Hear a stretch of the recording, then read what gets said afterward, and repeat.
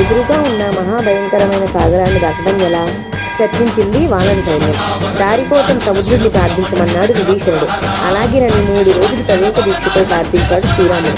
సముద్రుడు అహంకారంతో దర్శననీయకపోవడంతో బ్రహ్మాస్త్రాన్ని ఎక్కుపెట్టాడు. దీంతో భయకంపితులైన సముద్రుడు దారికి వచ్చాడు.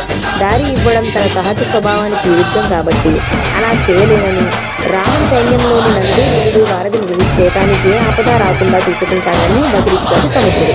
అయితే రాముడు ఎక్కుపెట్టిన బ్రహ్మాస్త్రం వృధా కాకూడదు కాబట్టి పాపాత్ములు జోకుడీదారులు ఉండే ద్రుమకుంజంపై బాణాన్ని ఖండించమన్నాడు సముద్రుడు.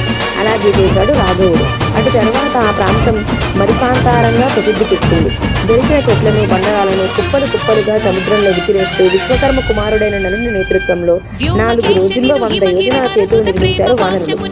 సేతువులు దాటి వానర సైన్యం లంకకు వెళుతుంటే వారి ఉత్సాహానికి సముద్రం మూగబోయింది. సుఖసారణులనే గూఢచారులు శ్రీరాముడి బలాన్ని తెలుసుకునేందుకు వానర రూపాలతో వస్తే వారిని బట్టి ఇచ్చాడు విభీషణుడు. స్వేచ్ఛగా తెలుసుకోగలిగినంత తెలుసుకోమని వారిని అనుమతించాడు శ్రీరాముడు. వారు రావణుడి దగ్గరకు తిరిగి వెళ్ళి అంతులేని వానర సైన్యాన్ని గురించి చెబితే వారిని కసురుకున్నాడు రావణుడు.